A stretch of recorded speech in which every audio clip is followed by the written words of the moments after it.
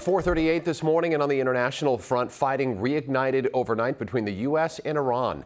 And in a sign of the war's expanding boundaries, Saudi Arabia is now joining the fight alongside the U.S. to strike Iran-backed forces in Iraq.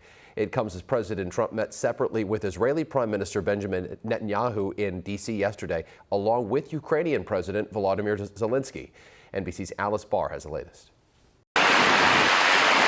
Fresh fighting overnight in the Middle East, shattering a days-long pause in strikes. U.S. Central Command now saying it successfully knocked down a wave of Iranian missiles launched in an attempted surprise attack on American forces based in the Middle East. CENTCOM also saying the U.S. military joined with Saudi Arabia to strike Iran-aligned terrorists in Iraq that they say targeted U.S. forces and Saudi energy infrastructure with drones.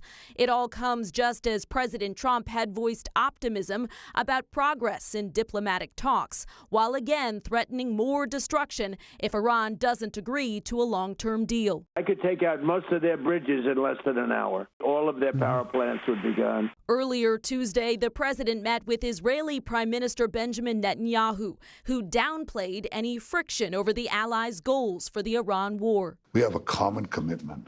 We don't want to see this fanatic regime in Tehran have nuclear weapons. Also at the White House, President Trump separately hosted Ukrainian President Volodymyr Zelensky, who then met with senators on Capitol Hill in his push for more American missile defense systems. I shared what we need, our needs. I shared it with the president. Both world leaders came to Washington for the funeral services for the late Senator Lindsey Graham. He was a force of nature, and I will miss him greatly. And Tuesday night, the Senate voted to advance a sweeping Russia sanctions bill that Senator Graham had been pressing for and that now bears his name. In Washington, Alice Barr, NBC News.